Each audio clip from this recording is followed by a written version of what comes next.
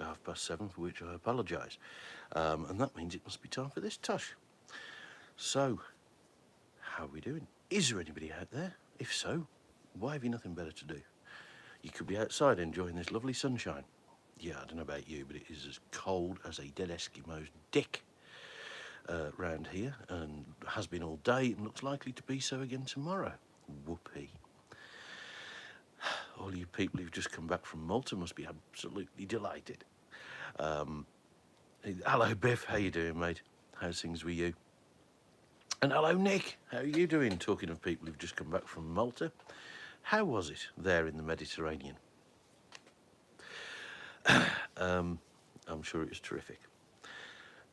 Yeah, and just watching Facebook, I mean, how many posts... Hello, Chris, you all right, matey?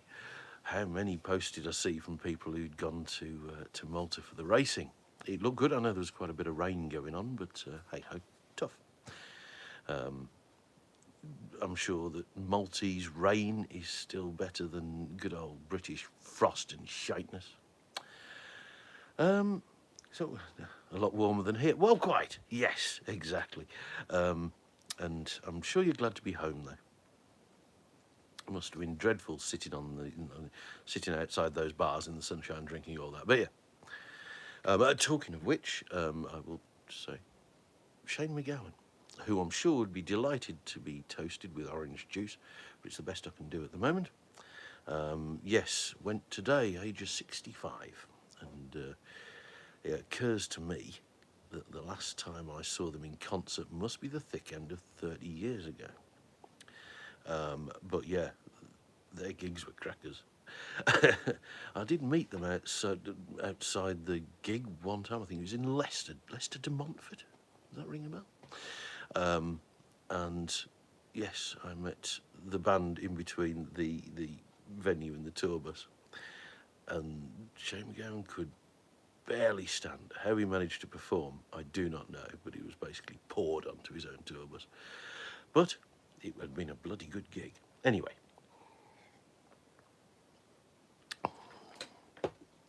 So, after that car stuff, right, the weekend, at the end of last week, I did manage to change the heater fan blower motor. Never saw them blow, heard their gigs. They were bonkers. Except numbnuts here was always the one driving to the gigs. So this was my plan, is I normally blagged a free ticket by virtue of being the one giving the other gig goers a lift. It did, however, mean that I didn't get to do any drinking, which seemed to be almost compulsory at a Pogues gig for everybody in the building. But there we go. It did mean that I got to remember all the things that happened that everybody else there had forgotten, including a few that I made up. Happy days. Yes, I think we went to that Leicester de Montfort gig in my Talbot Solara. That's how long ago it was. Anyway, yes, so last week I fitted the new fan motor to the new broken fan motor. Only the housing that's broken. Fortunately, the fan actually works and distributes some hot air, which is nice and has been just in bloody time because I've really needed it this week. I've also replaced the wiper. Well, the linkage wasn't the problem, it was the alley bracket that one of the guys from Killing Joke died this week. No. The Pope blessing the SS. Killing Joke. Wow. I haven't heard from them for a while. But anyway. Yeah, there seem to be a lot of people popping off. Alistair Darling, the Chancellor during the 2008 financial crash, he died today. I doubt he'll be Christmas #1, though. Yes, so anyway, fan motor, wiper motor, yes, again, it's been a bloody good time to have working wipers. And, yeah, it has been sodding cold and miserable ever since. That has been the sum total of my car work. Oh, last night I bought 4 second-hand tyres for the Mercedes. I needed 2, and this guy was selling 4, and I thought, for 30 quid, if 2 of them are any good, winner. Anyway, 3 of them are good, so happy days. I only need 2 though, which means I've got another random tyre knocking around the workshop. Yeah, the 4th one is got loads of tread on it, but it's a bit cracked, a bit age to it. age and wrinkles. Yes, glass houses, etc. Yes. So what else has happened? Yes, on Tuesday. This is the good bit. Yes, there's been a good bit. I went along to Stafford County Showground, or Staffordshire County Showground, which happens to be just this side of Stafford, because I was meeting a fella there, the fella who organises Motorsports with Attitude show. That happens in early February. Round about the same, it's after Autosport and before, I think, Race Retro. Both of those, Autosport, Race Retro, great events, especially in the dead of winter when there's dick all else happening. Great events. But you walk around there and most of the displays you think, wow, I am in the wrong tax bracket to be here. Especially when you go to like Race Retro and there's the auction house, which is just hammering six-figure cars all day long. And yeah, you think, oh God, I'm out of my depth here. This year I went along to Motorsports with Attitude. Again, February at Staffordshire County Showground, which is a lot like Stoneleigh, same sort of place. However, they do, the show was held in one of the halls, and it was called Bingley Hall, which amused me and may tickle anybody who remembers the indoor custom car shows in Birmingham in the late 70s and early 80s in Bingley Hall, which was Bingley Hall until it mysteriously burnt down in the early 80s. Any road. I went around the show and I thought, this is great. It was all sort of a lot of like circuit races, you know, like short oval, stock car races, and you know, lightning rods and historic stock cars, which are really quite groovy, and grass track races and so on and so forth. There was the odd drift car there, and the idea was it was accessible motorsport, at least more accessible to the likes of Herberts like me. Anyway, I walked around the show and I thought, there is a bit of wasted space here, and I did not see one drag car, and I thought, accessible motorsport, why are there no drag races here? Anyway, I spoke to the organiser and he said there was supposed to be, but didn't show up. So I was chit-chatting back and forth with him over the past couple of months, and he said, I said, yeah, I've got a bit of an idea, and he says, I'm going to be down at the venue, because he lives in Scotland. He said, I'm going to be down at the venue on Tuesday. If you want to come along, meet up, we'll have a chit-chat. You can tell me what your idea is. So, yeah, I went along and met up with him on Tuesday afternoon after work. It's about 4 o'clock. The last event to be held in the Staffordshire County Showground was some sort of agricultural show. So I was talking to this chap while a guy who worked there was jet washing cow shit off the floor. It's hard to visualise a great car show when somebody is jet washing cow manure off the fucking floor, but we did.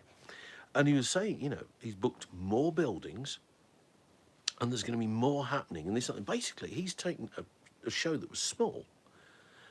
Previously it happened at Peterborough Showground, which I suspect was jolly expensive. So taking a show that was small and he's trying to grow it, and blimey Riley, I've got to say I really applaud his vision. It should be great, especially as something I didn't realise at the time, but makes sense for an agricultural show venue, is that Bingley Hall, which is sort of, it's not a cowshed, it's not a banqueting suite, it's somewhere in the middle. Bingley Hall has a tarmac floor. A vintage mosh pit. I am having that, yes. I do love historic racing, and especially like my favourite far and away is Bernie's V8s, which is a tremendous race series, and as the title suggests, it's for V8s. And most of the entrants are sort of like, you know, Mustangs, Camaros, Corvettes, the odd Mopar, which run without the strictures of FIA historic classes. And basically the rules of the class are, must be a V8, don't be a dick. And yeah, vintage mosh pit is a pretty good description of some of these races. So yeah, anyway, looking around this place while the guy was pressure washing the manure off the tarmac, and realised Bingley Hall has a tarmac floor. And then I thought, well, of course it would. If you're going to have animals in here, it helps if you're going to have a floor that you can jet wash, especially with a drain in the middle. So, yeah, he's talking about having that as a sort of a live action indoor arena. And there's going to be lots of people bringing their cars in and talking about them and then dicking about and doing their thing, because it is quite big. It's not a quarter of a mile long, sadly, but it is quite big. And he's going to have the displays in some of the other sheds immediately adjacent. The displays that were in the hall last year are going to be in these other halls next year. So yeah, all your Brisker and your Speedworth and all these kind of guys. Indoor. Well, funny you should say that, Nick, but that is definitely on the cards. Now, I'm not sure whether all of the classes that were there previously, I'm not sure whether, I know autograss racers have to, I'm not sure whether short oval racers have to run silenced. I suspect they do. And I did suggest burnouts, and he went, yeah, absolutely.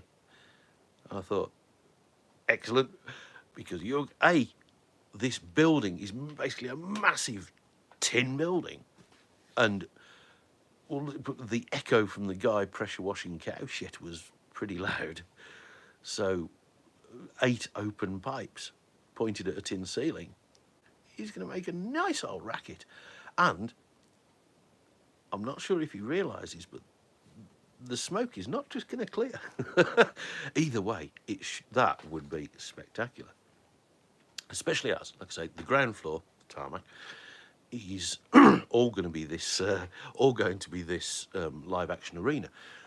However, no people, because there are no people on the ground, because on 3 sides of this building there's like a mezzanine, balcony, whatever you'd call it, I don't know. So people will be up there looking down on it, which means A, excellent view, B, you've got no fecking people for the cars to hit. There's lots of big, massive RSJs holding the roof up, but there's no people. So that's a damn good idea. Anyway, up on these balconies, like I say, it's on 3 sides. Long end, long again. He has said, you could, I don't mean it's like you got to slalom the buggers. I just mean that that's the only thing that you might, and they're around the edge, oddly enough, holding up these balconies. So if you're in a position to be hitting one of them, you are already out of control. So yeah, what you're saying is, there are people on these balconies now. This side, this long side, there's the cafe and this, that, and the other there. The far end, he's talking about having a sort of a short grandstand, maybe 5 rows, looking down. Yeah. This other side, the far side, he said,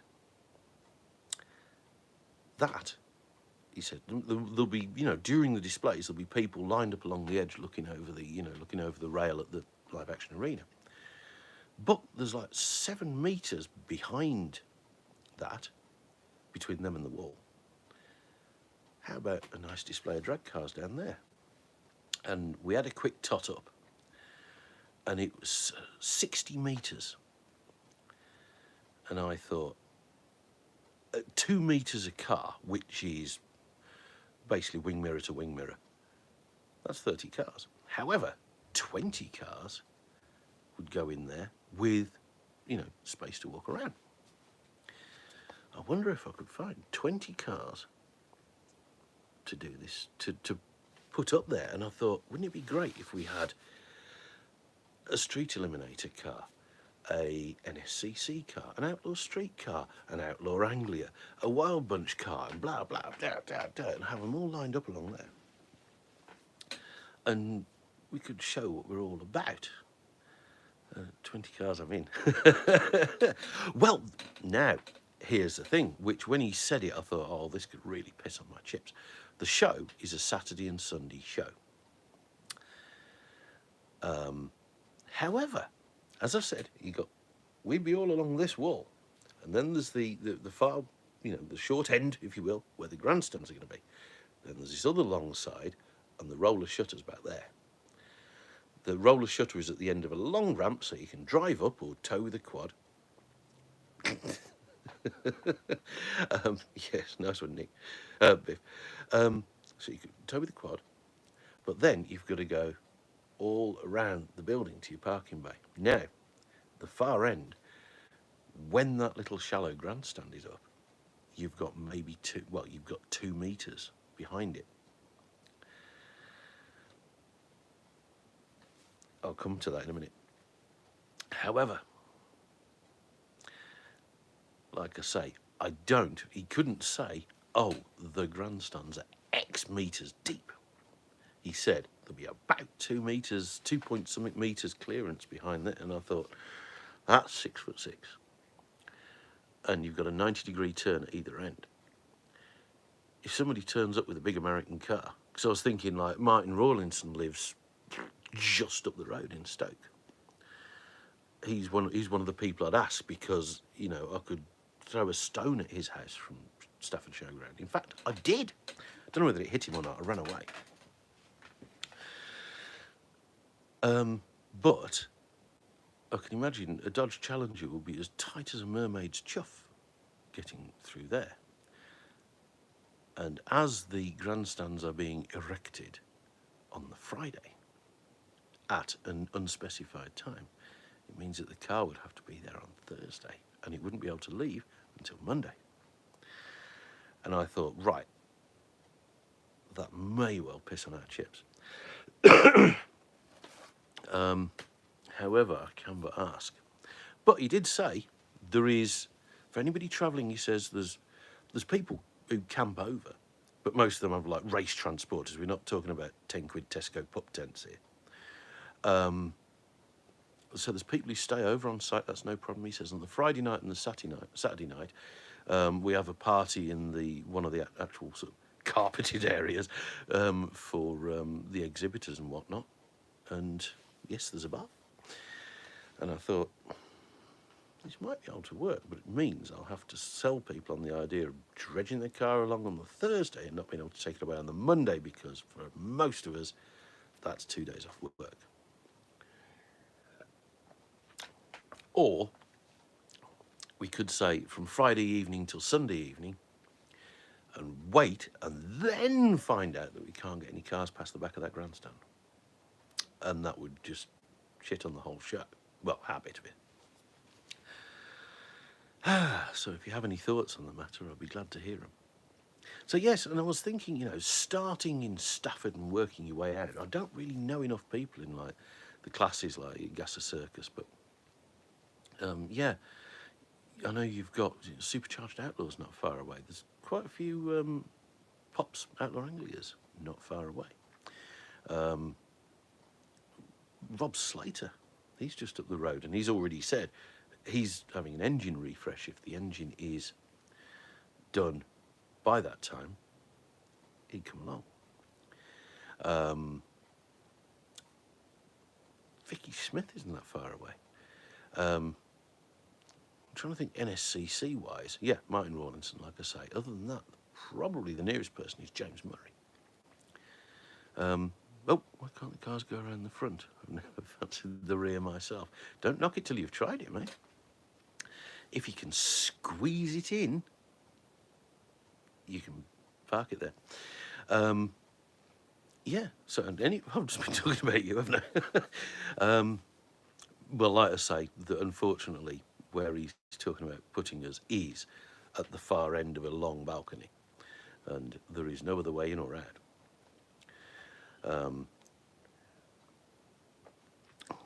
It could be really rather groovy.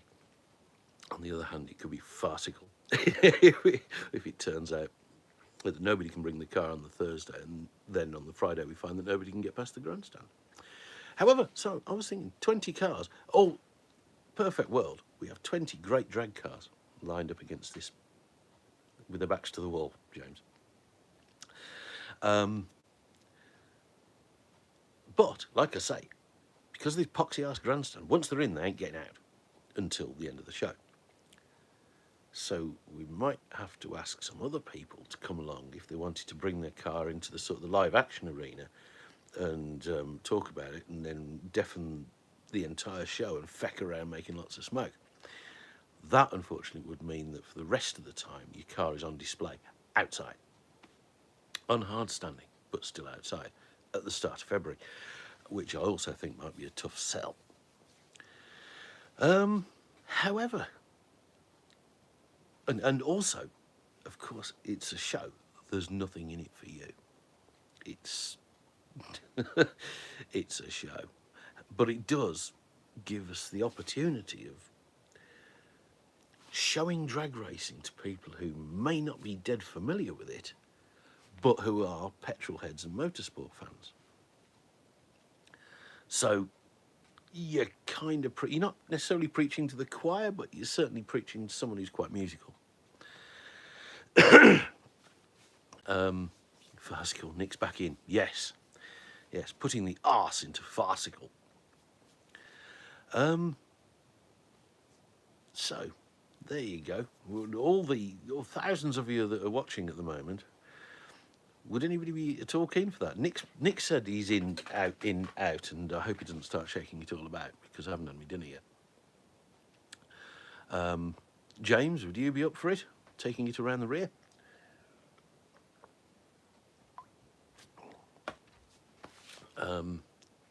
And yeah, I have to start approaching some of the other classes. But, like I say, it was a good little show this year. Hey Lee, how you doing, matey? Like I say, it was a good little show this year. And when I heard, he was having all these extra halls, I thought, dates you may have said, but I missed it. Off the top of my head, I can't remember. I'm sure it's the first weekend in February, and it's something like the 2nd and 3rd of February.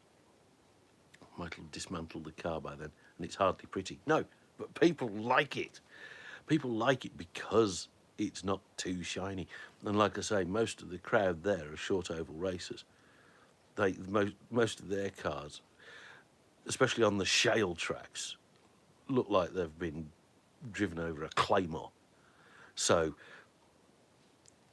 pretty is not top of their priority list.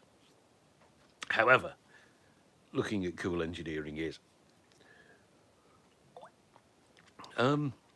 NSCC AGM date is, I think, 2 weeks later. Oh God, I can't remember. I should have this info at my fingertips, and I don't. I'm sure the NSCC AGM is, I think it is 2 weeks later, or it's either a week or 2 weeks later. Thinking on, it's the following weekend. Sorry, NSCC AGM is the 9th and 10th, which is a Saturday, Sunday. Or is it 9th and 10th, Friday, Saturday? Either way, this is the previous weekend. There you go, 9th and 10th February. That's the Friday and the Saturday, isn't it? Rather than the Saturday, Sunday. Black currant would be ideal for indoor burnouts, electric. Rumour has it that the Cravat Boys, Riley with Mazda heads, etc. in a V8. In a V8 what? Riley with Mazda heads in a V8. Okay, I'm struggling with that one. However, no, we're talking motorsport fans here. They don't want to hear an electric vehicle doing a burnout. They'd be impressed that it was there and they did it, but I don't think it would be their first choice. I think they'd rather have the noise. I think they'd rather have their eyes watering from the fumes than listen to an electric car go zzz.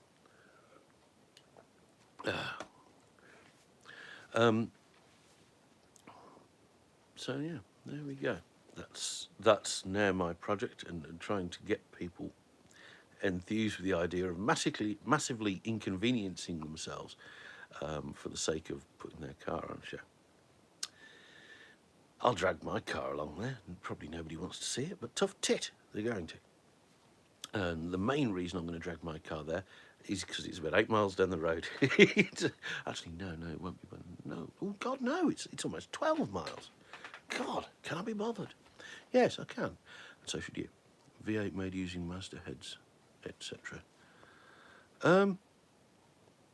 Okay, intriguing. It sounds bloody complicated, but still intriguing. Sorry, I booted the stand. Yeah, so if anybody is already mad, I'm blaming you can stay dry for 2 days. Well, yeah, that's, oh God, that means I'll have to wash the fecking thing. I can't, well, actually, if the bloke with the pressure washer is still cleaning up the cow shit, I can just get him to knock all the leaves and pigeon poo off. Yeah, it might give the inside a day or two to dry out, mightn't it? Oh, bloody hell, I'll have to tax the damn thing. Anyway, there you go. So, there's a car that looks good from 10 feet away, the Mini. Yeah, it looks bloody wonderful with a coat of wax on it from about 10 feet away. It's only when you get up close that you think, Jesus wept. So, like I say, that is my winter project, trying to persuade people that this is a good idea. But, yeah, I was banging on about this earlier, is that when I heard that he was having the extra outbuildings, I thought, I wonder if I could tempt him to let us have one of the outbuildings. Half drag car display, like I say, to appeal to the hardcore motorsport fans who love to see good engineering no matter what shape the track it's to race on may be. The other half, wouldn't it be great as some sort of old 70s styly custom show? Because there's such a resurgence now, it seems, in sort of like 70s, 80s style custom cars. But none of them seem to be nearby.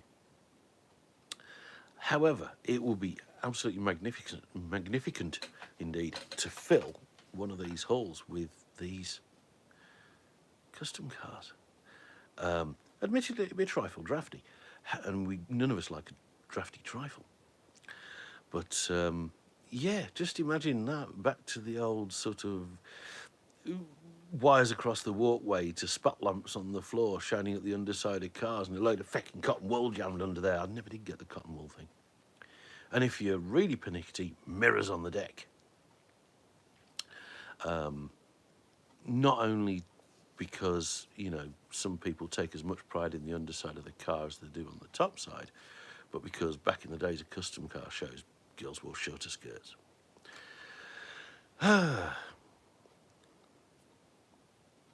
Yes, I've derailed myself then.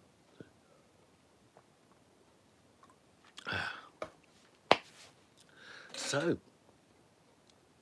anyway, yeah, maybe if I can make the 20-car drag car display work, and it drags a few people in to see them. I'm not talking about thousands here. I'm talking about a little bump in numbers that can be attributed to the drag car display. Maybe the year after. Now, the blokes wear short skirts. I don't. Not in this weather. Crikey, Riley. It's a whistle wind round the old tackle there. I'm not saying my testes have retracted, but I appear to have 4 tonsils. Anyway, there's a happy thought. And like I say, I haven't had my dinner yet, so stop it. Yeah, so now we need to get a load of drag cars, put them up on this display, see who can leak the most oil.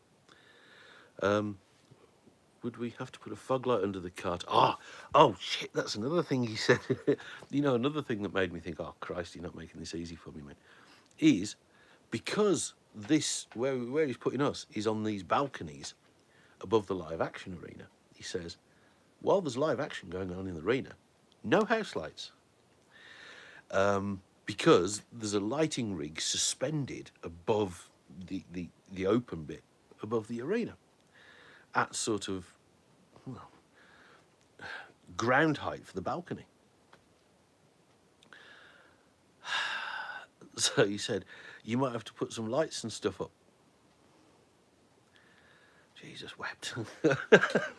So not having got to massively inconvenience yourself by bringing your car along, possibly from Thursday to Monday, bring your own lights. It's still doable.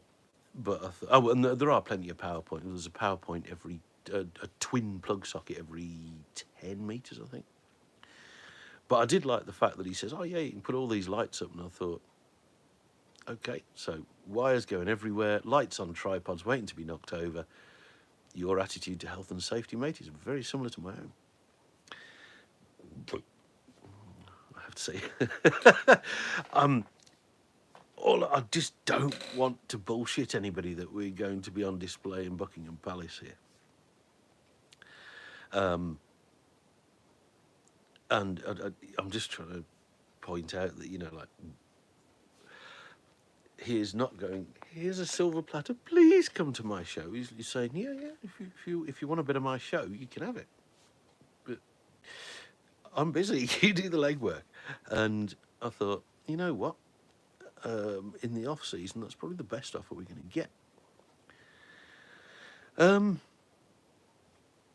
But I still think it could be a really good event. And like I say, if it puts these cars in front of more people, I mean, I can't believe it. Most of us are more than familiar with drag racing, aren't we? It has to be said, though, I've never been to Spitfire or Dakota. I've never been to Crail. But I've been to a few others. Obviously, Santa Pod, Avon Park, and York / Melbourne, the main ones. But talking to one of the guys at Santa Pod who does the sort of travelling displays, because you know they turn up a lot of local and national events with a little display stand, and they have a car on the display stand, they hand out calendars and whatnot. And he says, we've done displays in the centre of Wellingborough, and people, locals, have gone, Santa Pod, where's that then? What's that all about? People on the doorstep don't know that the place exists. Admittedly, most of these people could probably not give two shits for motorsports. I have been to North Weald, and yes, was it North Weald or was it in Essex? Sorry, was it in London or was it in Essex? I can't remember which side of the M25 it was. It wasn't far. Yeah, I went there. I never went there when there was racing on. I went once to the Damn Yankees show, and I've been there to the NSRA Southern Swap Meet. But I've never actually been to didn't get to go to watch racing, and of course, those days are gone now, aren't they? Damn it, another venue gone for a shit.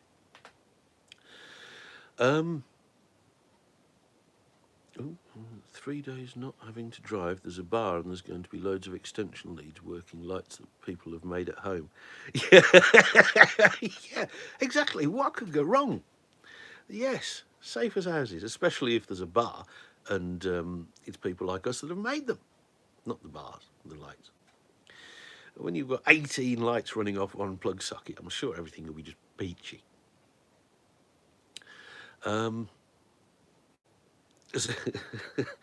Especially on, yeah, one of those 18 plugs is running the kettle in someone's boot.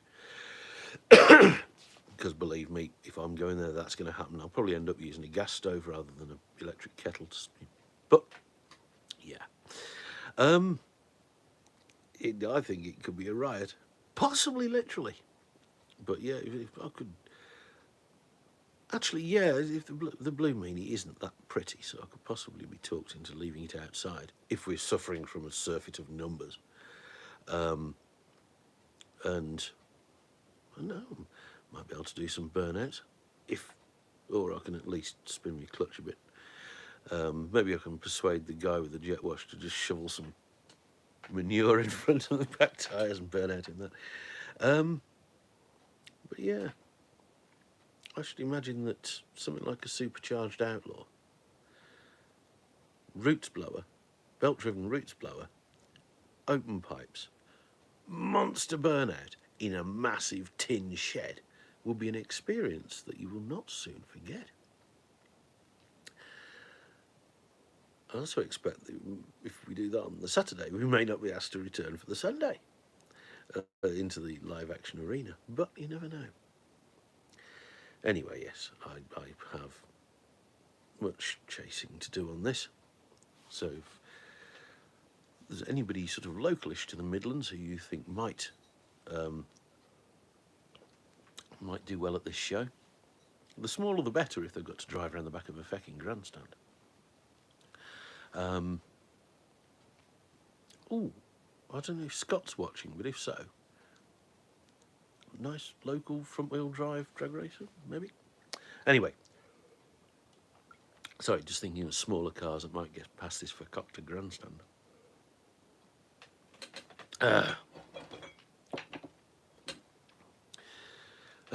Either that, we'll have to forklift the cars up onto the balcony. Yeah, so there you go. I've been gibbering on about that long enough. What else is going on? Has anybody got anything else remotely interesting to talk about? I could bang on for a bit longer about the heater blower motor in my Mercedes, but I'm afraid me doing that would probably, I could talk a shark to sleep.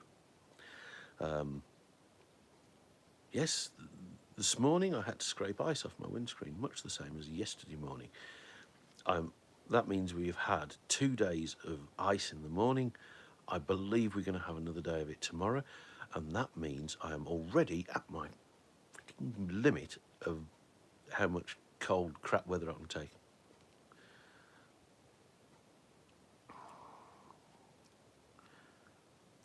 Not interesting, but I learned that van ball joints are a collection of punctuation, and I'm a weakling.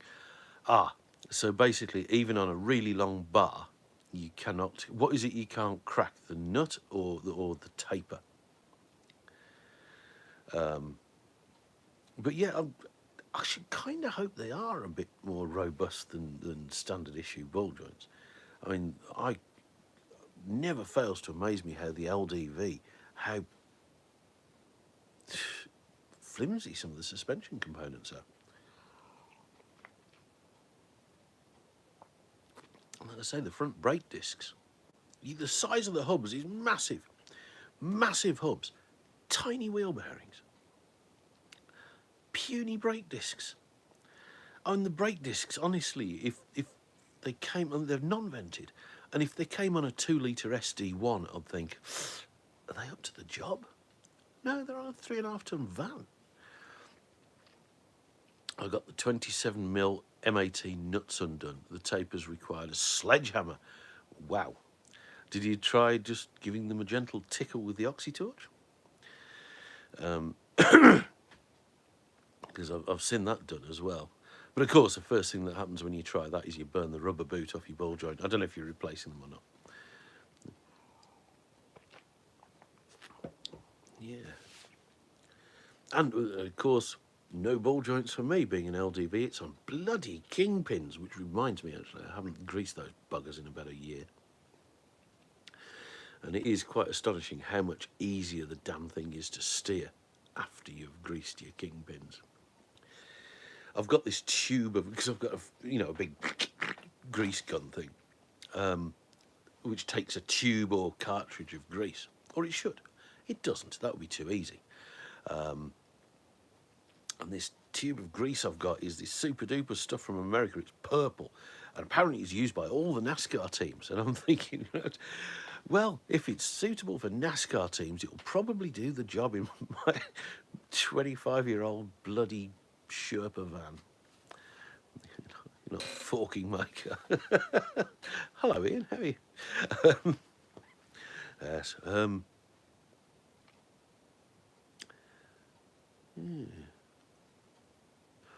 Sorry, I was just trying to remember the old pickle fork routine.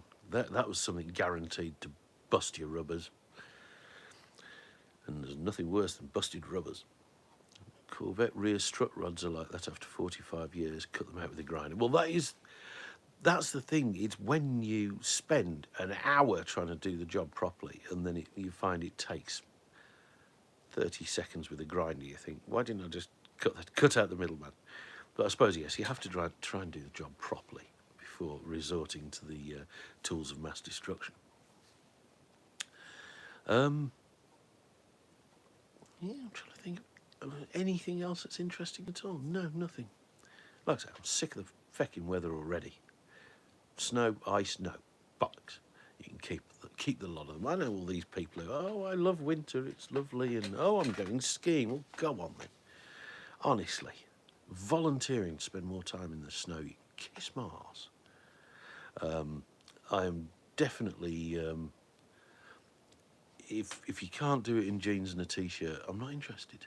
If you chopped off a ball joint with a grinder, it would be even more impossible to remove. I don't know, hammer and a punch?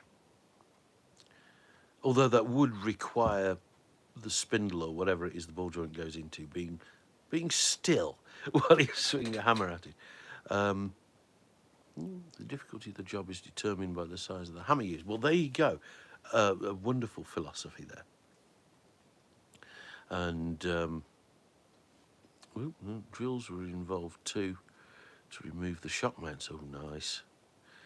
Oh, eye bolts. Yeah, because like I said, I think was it on the Fiesta? I think it was. I think that was a ball joint. I had to cut it off. Why can't manufacturers make their cars more like Lego? I suppose it's because in the event of an accident, somebody could step on the pieces and really hurt themselves. I don't know. But, yeah, cars, especially so nowadays, are designed to be easily assembled on the production line. And after that, bollocks, they're your problem. But, you know, in theory, a nice taper ball joint or steering knuckle joint is ever so simple.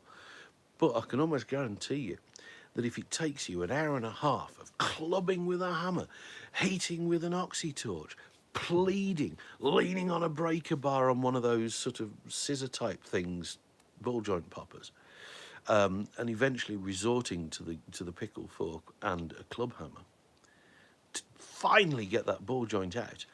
When you come to put it back in, you'll pop it back in, try to put the nut on the thing, and it'll spin around in its fucking taper. And nothing you can do will stop it spinning around in its bleeding taper.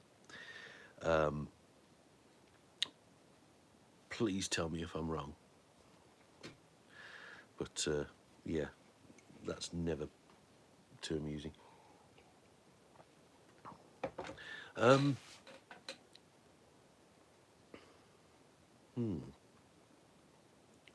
Yeah, sorry, I'm still thinking about the front suspension on the van, because at some point it appears that somebody has put a jack under the front cross member and jacked it up and accidentally bent one of the steering rods. I suspect it was an MOT tester who did it on a ramp and saw he'd bent the rod and thought, right, let's just let that down and not say anything to anybody, shall we? But either way, it's probably thrown my alignment out. And as we all know, LDV convoys are finely tuned when it comes to handling setup. But it probably means I'm towing out like buggery, and that could account for why I get through front tyres and wheel bearings at a rate of knots. I had an Alpha once. If a nut wouldn't undo, you poured water on it and in the morning it had disappeared. Or if you were in a hurry, you poured salty water on it and then went outside for a sandwich. Yes, I had a couple of Fiats that fit that description. I've never owned an Alpha. I'll have to rectify that at some point, because I haven't got enough bleeding expensive problems in my life.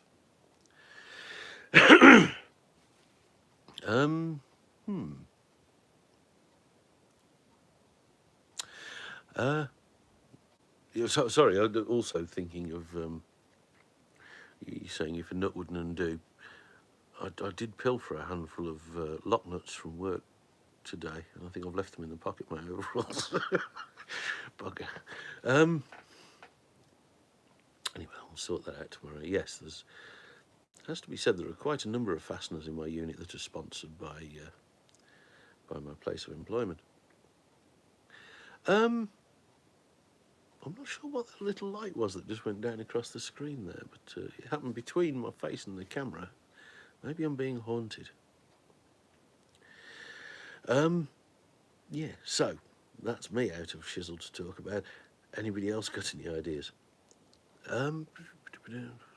Drills are involved to remove the shock mounts.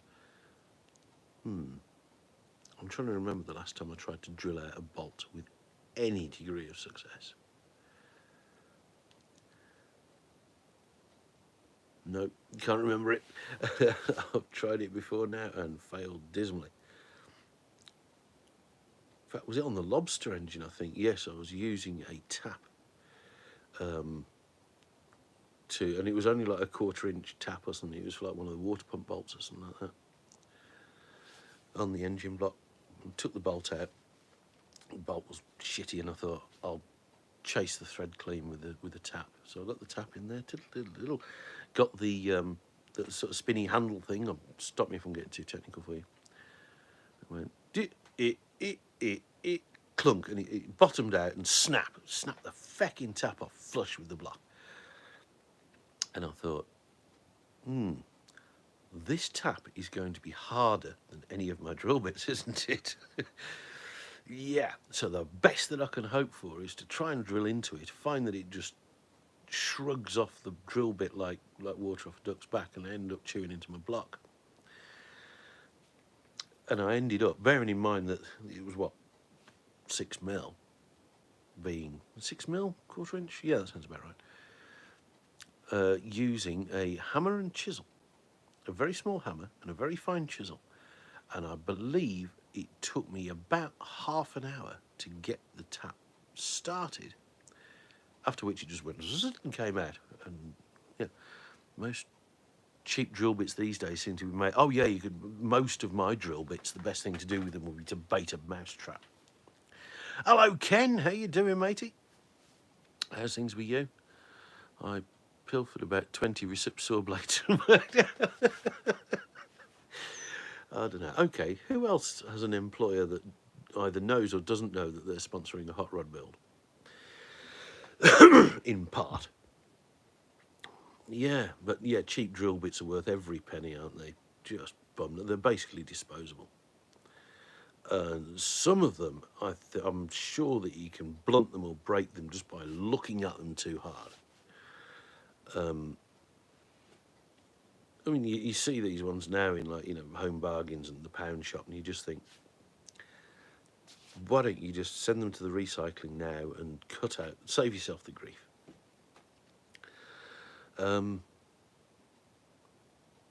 However, good drill bits are fucking expensive, and there's nothing in between.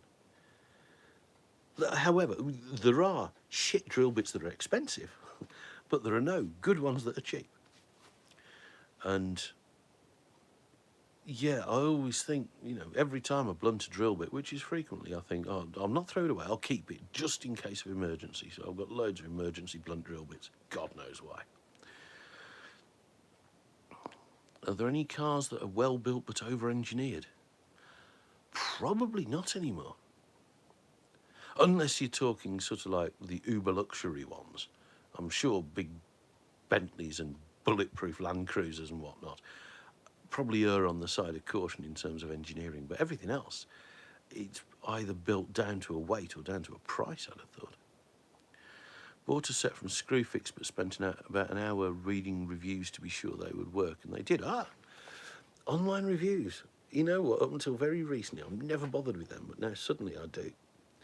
Good production carbide drill bits are way more expensive. £85 each. Shitty death. But do they last 85 times longer than one from a pound shop? I expect they do. Most of my house, car, camper came from stuff I borrowed. I don't think that'll stand up in court. But yes, it has to be said that working at a car spares shop many years ago was very handy. Working at car magazines also offered certain blagging opportunities. But now I'm down to nuts, bolts, springs and fuses. Same, never bothered with reviews, but with all the crap on sale. Yeah, absolutely, yeah. And like I say, I've found that I do the same. And unfortunately, not all reviews are worth reading. But, I mean, one thing I've found with most places is that people will not bother leaving a review unless they've got a bloody axe to grind and something really grumble about. For instance, I bought this axe and it already needs grinding. Grumble, grumble, grumble. I bought an axe a couple of years ago and I used it to dismantle a caravan. I mean the aluminium skin, not the wood. We had our drills reground after 1,000 holes. Oh, so many jokes. I tried to drill through the same metal at home and struggled to drill one hole. Ah, yes, I can see how that... I'm sure Womble gave me a load of high carbide drill bits that were probably, well, there must have been end of life, otherwise they wouldn't be thrown away.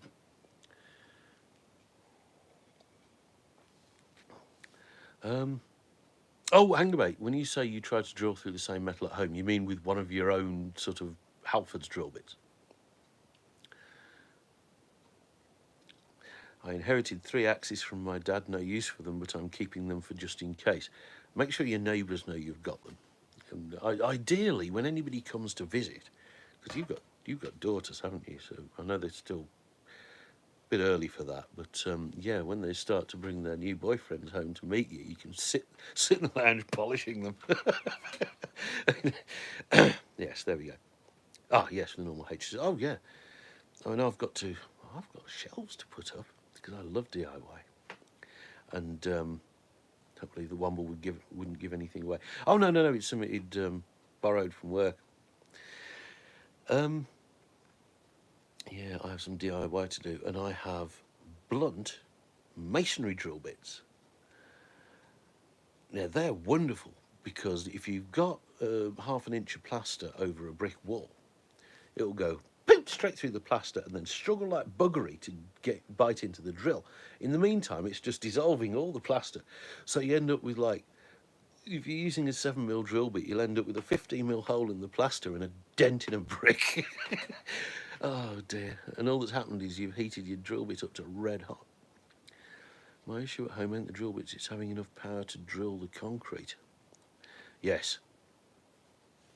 It's HSS drill. Hang about drill. I wouldn't have thought concrete would have put up a lot more resistance than brick. But that shows you what I know, really, doesn't it? Yeah. I had to drill into concrete slabs down the garden to put in some anchor bolts for the shed. That was a laugh, because you're leaning on your shonky little drill trying to drill into these thick concrete slabs, and then it gets through them, and you sort of pole vault yourself up the garden because the drill suddenly drops through the... Anyway, yeah. Back when I was a teenager, blimey, crikey, that's going back. So I worked at the Leyland bus factory. I had 3 5-gallon buckets. What, is this stuff you'd taken home from work, or is that just what they gave you to carry around the workshops? You need SDS or SDS Plus. Well, I don't, because the number of times, damn it, I find myself actually having to drill into masonry is remarkably slim, remarkably few even. So, damned if I'm going to buy the tools for the job. I'll just use, I have a Bosch, little hand 850 watts or something chronic like that, that whatever you switch it to is always on hammer mode. My Milwaukee drill doesn't even try on my walls. Really? It's a high-rise of very strong concrete. Ah, well, you bloody hope so. Okay, fair enough. Brick concrete, you need a good SDS drill and a good quality drill bits. Yeah. Like I say, for all the holes that I find myself having to drill in masonry, it's not worth me exactly investing in the right tools for the job. In fact, probably this weekend, I've got to drill a hole in the kitchen wall to put up a shelf. However, the wall is there. The end of a cupboard is there. So I have about, what's that gap? Maybe 8 inches. not enough to get it. Yeah, that's 8 inches. Come on. That's my story, and I'm sticking to it. Not enough to get a drill in. So somewhere I have when I started work, they had free issue stores. Wow. I've only just run out of electric connectors and nuts and oh yes, I've still got quite a few things that went missing during stock take at Motormania. Most of which has gone radically out of date. Tubes of sealant and pots of paint and rubbish like that. Cordless drills make great starter motors for small engines. That just sounds like a Viz top tip. But yes, and are frequently used as such. Oh, well, more like impact drivers rather than drills. Yeah, so anyway, in this gap, so it's not long enough to get a drill in, but I have one of those sort of Machine Mart, Ying Tong Tiddle iPhone 90-degree adapters, which is basically a drill chuck and a box that you connect your drill this side and it drives that way, or whatever. Use my cordless impact to start a generator once. Cordless impact guns are magnificent. I really have to get myself one. I may ask Father Christmas for one, although he probably will point out that I haven't been a very good little boy. Yeah, now those 90-degree adapter things are brilliant at getting you out of the shizzle, but they're an absolute bloody nightmare. You really need 3 hands to operate them. I don't have 3 hands. So if it's accuracy you're looking for, you're probably pissing into the wind. However, to get you out of the shizzle, drill a hole through the cupboard and along the masonry drill. If there were our cupboards to drill through, I would do that. However, that would also require me being able to project where I need to drill the hole 8 inches that way into the side of a wooden cupboard. And it would still mean that in order to do that, I'd have to drill that way through the cupboard, which I can't do. So, yeah, you want to ask Santa if he'll drill you? Yes, he can empty his sack around my way anytime. Or Morris, yes. I bet Jeffrey Dahmer used Milwaukee power tools. Oddly enough, they don't use his testimonials on their adverts. Now, I nicked them along with loads of switches. Night shift was best. Loads of newly bought auction cars getting sprayed to whack them back through the auction. Okay. Oh, I take it this wasn't on the books work. Well, there we go. So, yes. God, I really can't stand DIY. Right, anyway, but the sooner I get these epoxy shells up, the sooner my ears will stop aching. God almighty, on that note, tomorrow's December. We know what's coming then, don't we? So, yes, for Christmas I'm thinking, can we all go back to Malta? With me this time. I really can't face any more bloody ice. And we've only had 3 days of it. Especially as one of my front tyres is as bold as bloody pickled onion.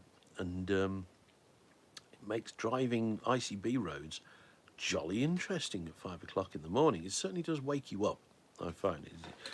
It's better than an alarm clock because it just gives you alarm. Got to say, full props to the Higgs crew today. Capri on the ferry for a funeral. Yes, I saw that. Taking Trigger's broom to the funeral of a leading light in the Capri Club down that way. So yes. Anyway, yeah. Oh, there you go. I went out last Saturday. I went to a gig in a venue, maybe 500 yards from my house, and it was just me. I went on my own. Some sad like that. It was a really good gig. Cy Cranston and his band. Well worth a look. There you go. That's my music review for the evening. Right, I'm going to piss off because I think I'm overdue my dinner. I'm wasting away. So, yes, thank you all for coming along. If you have any thoughts, opinions or ideas for this Motorsports with Attitude show, please do feel free to shout up.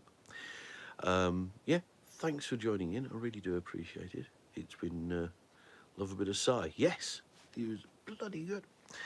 And one thing I never realised is I think I was the only bloke there who wasn't accompanied by a Thai bride, which is very odd. Anyway, yeah. Maybe they thought they were there to see Ty Cranston. I don't know. Anyway, I'm off. So thank you all for coming along. Like I say, if you have any ideas about this Motorsports The Attitude Show, do shout up. I'll be pleased to hear them. If you fancy coming along, even better. And yes, I will hopefully see you all this time next week. Whatever you're doing this weekend, wrap up warm because it's going to be a bit nippy. And yeah, I shall see you all very soon. Thanks a lot, guys.